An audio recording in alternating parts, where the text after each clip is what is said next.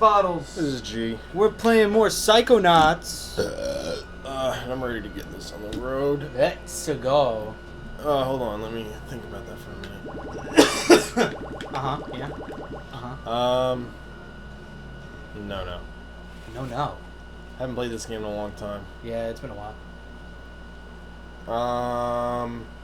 Okay, let me see if I remember. This, I know we need invisibility. I don't remember. Levitation.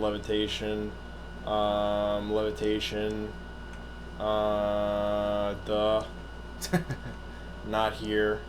I don't think that's here either. Pyrokinesis. Nothing. I don't remember. Nothing. Shield. Marksmanship. Alright. Way too long since I played this game.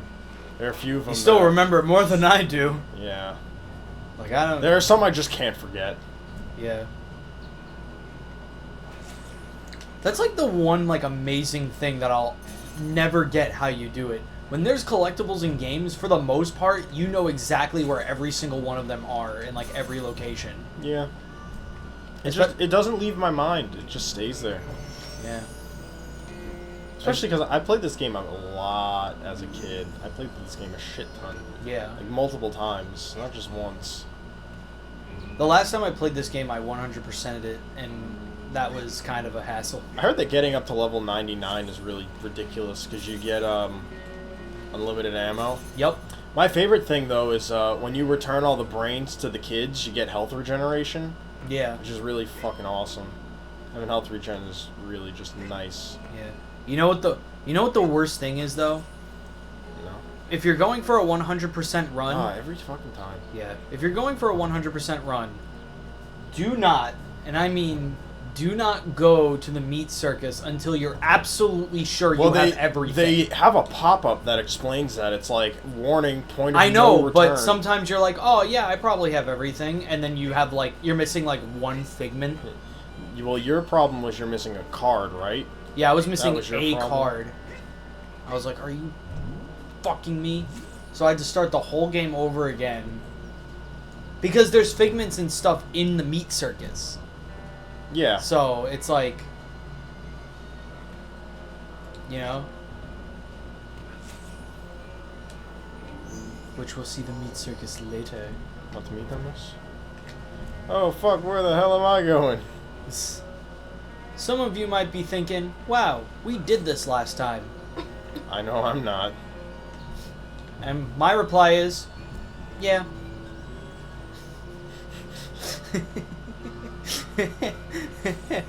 Yeah. Unfortunately, me and my friend Bottles have adapted to games that autosave. And this game does not. To the point of not remembering to save. Yeah. So, Schwinger. That's all I gotta say. I feel like the GCN is just a channel based on fuck-ups. I love the GCN. Yeah. Well, that guy Bottles really sucks. Oh. Whoa. Imagine we just, like, skipped ahead. Yeah, right? Me. Oh, no! We're just trapped now. Can't get a good rent. I will sink myself under. Do you know how many times I've done that? Just, I will never stop just having a nice little close-up on his face during, like, a serious moment. I'll just be like... It's like a little nocturnal emission. Whoa. Yeah, that's awesome. What is? What you were just doing. Oh. You're just like walking on nothing. So lately I've been reading this creepypasta that's really popular around the web. Is it scary? No. Oh. No creepypastas are. But this one's actually like a pretty cool story. It's like, I don't know if you've heard of it, it's called NES Godzilla. It takes the NES Godzilla game and it starts like, you know, this guy's like, oh, I played this during my childhood. It was a really good game. And I just kind of wanted to relive it. So he buys it and this game starts fucking with him. Like to the point where it's interacting with him. Like it knows his name and shit like that? Yeah, like stuff like that. Which now is a cliche, but I can imagine that when this guy... Whoa. Oh, Sailor Moon kissing. Did you see what happened? No. She, like, phased into existence, like, when the cutscene started. Oh, yeah. That's because she's the bitch that always turns invisible. Oh, fuck. I didn't even think... I thought it was just some weird glitch. No, it wasn't a glitch, no. If it was a glitch, I would be reacting a lot more strongly. Oh, then I'm just fucking retarded, so ignore me. Oh, I think I remember where one of them is. I think I remember where another one of them is, actually. He looks really happy in his picture. And that fucking Rolf, man. I don't know. Could you put him in that Hello, Deadly advice. Nelson you were talking about? Deadly Nelson. But yeah, it gets to the point... Like, it started out, like, really small with the game interacting with him. Shut up. And it was like... Because there's this red creature that just, like, chases him in some levels. And during the second one, he was just like, yeah, fuck you, asshole. It's like, take that. And then as soon as he said that, the creature just stared at him through the screen. Like, what the fuck you say? What else happens, like, later on? Like, it starts giving him some, like, really weird imagery. It starts bringing up, like, past memories that hurts him. What? How does a game even do that? It's, like, paranormal. Like, it's legitimately paranormal. But, like, to where I would be like, wow, this is bullshit. Like, I feel like that it helps because there's a lot of pictures that go with this, and the pixel art is so good. Like, it's not, like, awkward pixel art. Like, it looks like it belongs there. I apologize. A coffee goo. And the more I read up on, like, how this guy kind of, like, you know, this is what the game's doing now, the more he keeps saying, the more he keeps making up, I'm like, I would play this game. Any ideas? I might read it. Like, if someone... It's... The one thing I'm going to warn you about, it's very long. Like, this is the only creepypasta I know that actually has chapters. And there's 9 of them. Maybe I did see something like that. Give me a minute to think. You ready How'd you find out about it? Just dicking around on the website? It's a very popular creepypasta. Huh. And I, like, heard about it, but I never really read it. And I'm like, how is NES Godzilla, like, the most obscure game, like, can't get a good grip? a really good creepypasta? But, like, now that I read it, I can see why. But it's like, the cool thing that the author does is that he's not like most creepypasta writers when they do, like, haunted game stuff, where they're like, I was so creepy, I felt so bad for the dead characters that I felt like I was gonna cry or throw up or whatever. Nice. Like, you know what I mean with that? Like, there's a lot of creepypastas, like Sonic.exe's prime example, where they're like, I saw Sonic kill Tails, I just felt like I was gonna cry. like really, You know what I really mean? forced emotion. Yeah, it's like, Emotion I that felt a like I normal was gonna, person wouldn't do. It's like, oh, I saw the blood coming out of his eyes, I felt like I was gonna throw up. I was like... Yeah, like, you know, shit I like hate that would, like, shit. make a normal person laugh, even. Yeah, I but don't like... know what the point of this thing is. You never need it for anything, I believe. I think you needed to get a scavenger hunt item. Like, tickle someone's dick. Yes, Mike, tickle someone's dick. I do that. But, what was it? In this game? But what the author of the Godzilla creepypasta does is, you know, he sees the creepy things and he's like, wow, this is really creepy imagery. But he doesn't go over the top with it. And sometimes he's like, you know, this is really creepy, but it looks kind of cool. Man, it's wedged into that Like, you know? geyser. Like, he doesn't go over the top like, I'm gonna throw up. The pyrokinesis bear.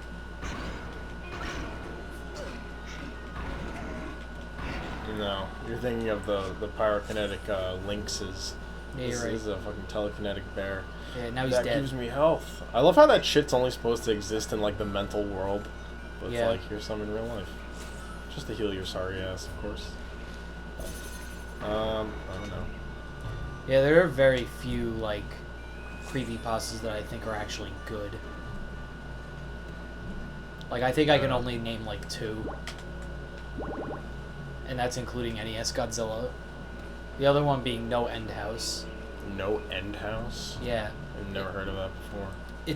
It's about this guy that hears about, it's like this place called the No End House, where it's like you go through 10 rooms or 10 or 13 rooms or whatever, and then if you can get through the house without running away scared like a little bitch, For a chick whose then face you'll, I can't see because she's always wearing you'll a win helmet. $200. And this guy's like, Pretty cute. I could use $200, so he goes through it.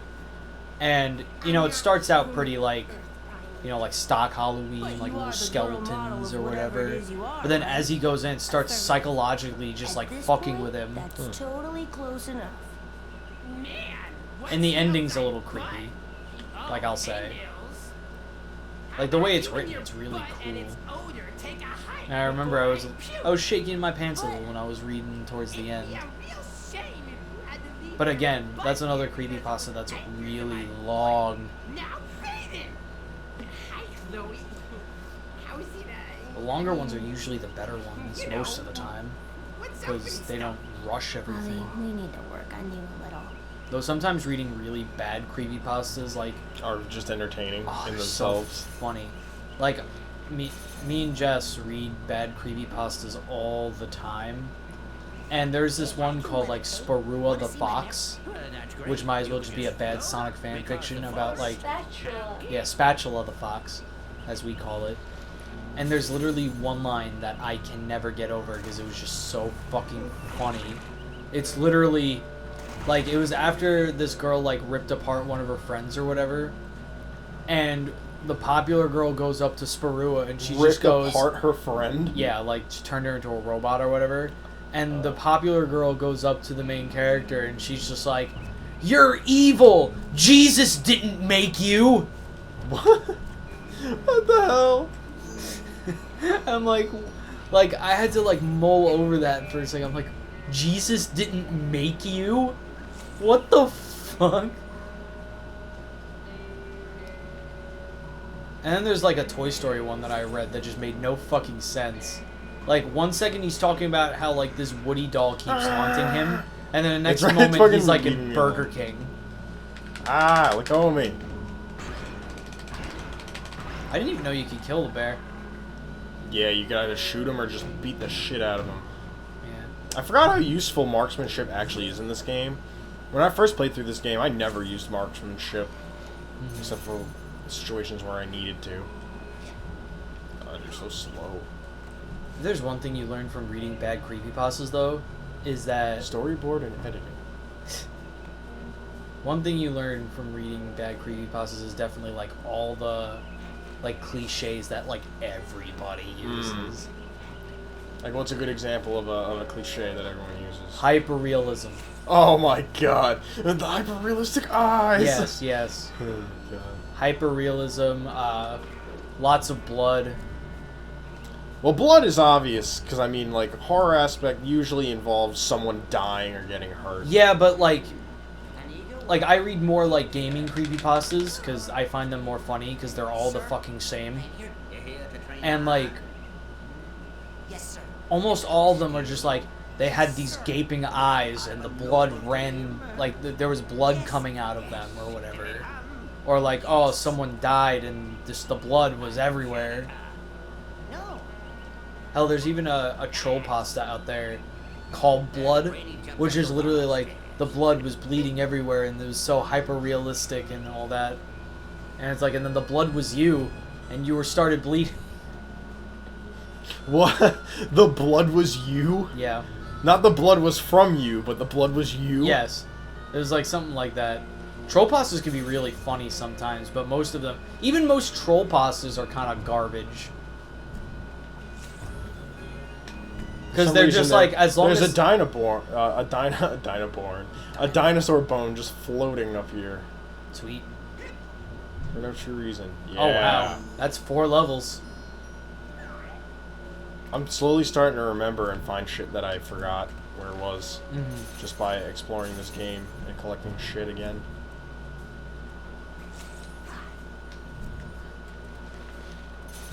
Yeah, because even troll pastas have their cliches. Like, usually they have the phrase "a skeleton popped out" at the end. A skeleton popped out? Yeah. They usually have, like, intentional spelling errors. They have,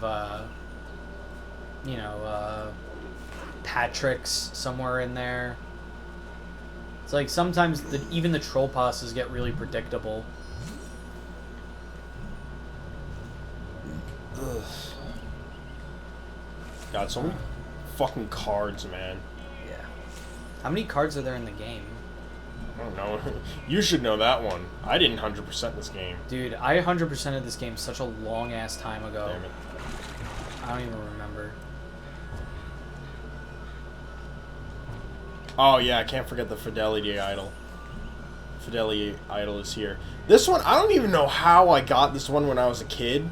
Because I never looked up any walkthroughs for this game as a kid. It just happened. Mm-hmm. Look at this. Hold on.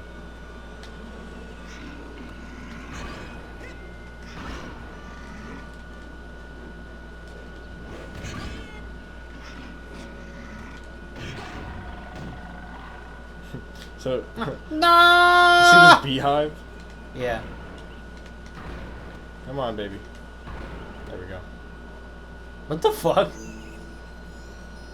I don't even remember that. Then again, I don't remember where most of the scavenger hunt items are. Rip.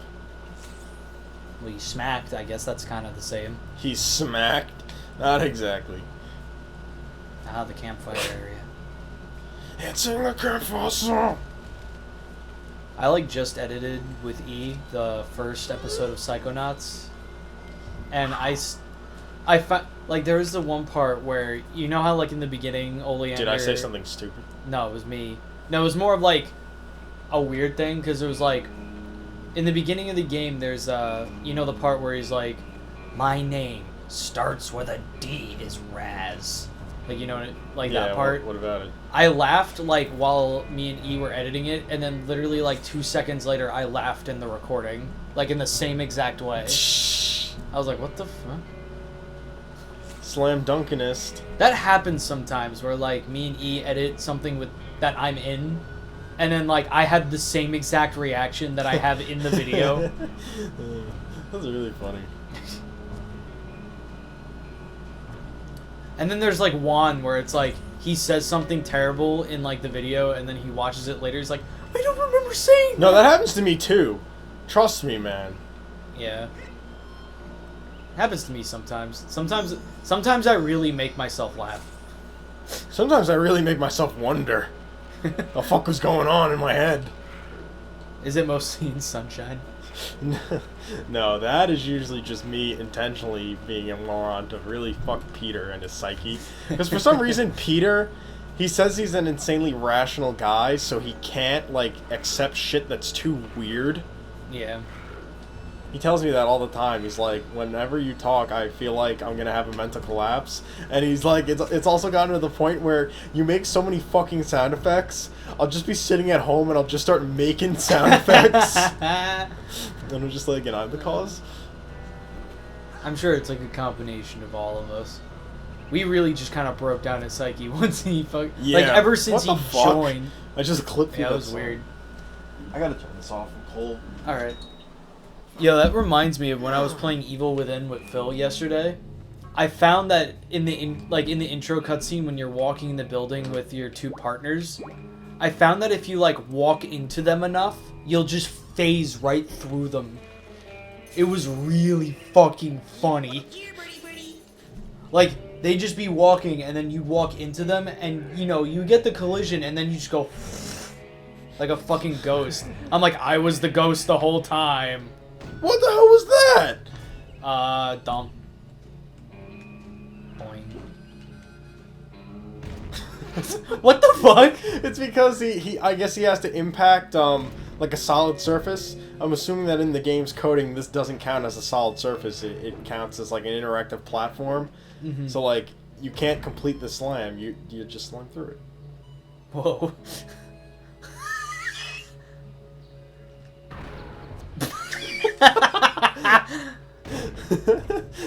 It's weird that, like, no, but the weird thing is, it looks like the impact is going to the net instead of where you land. Oh, I didn't notice that. Yeah, next time you go to the net over there, you watch. What happens if I do it from up here? Oh, I can't do it when I jump like that. Hold on, maybe I jump off this thing. I wonder what'll happen. I wonder if I'll just, like, go through it.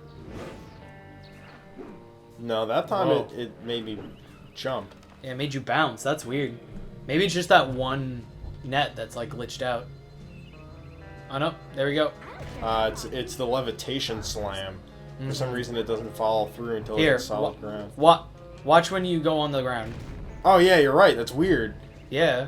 It like registers that you slammed it, but you have to go on the solid surface. I could cancel it out too. Or I could try to keep it going. That's really funny. Yeah. That's a It's like weird it one. registers that you're slamming that surface, but you can't slam the surface. Yeah, the slam doesn't fall through. At least the levitation slam. Because this... I can't do it when I'm doing fucking backflips. That's really weird. I can't do it when I'm jumping normally, but when I jump with levitation, I can do it whenever I want. Yeah.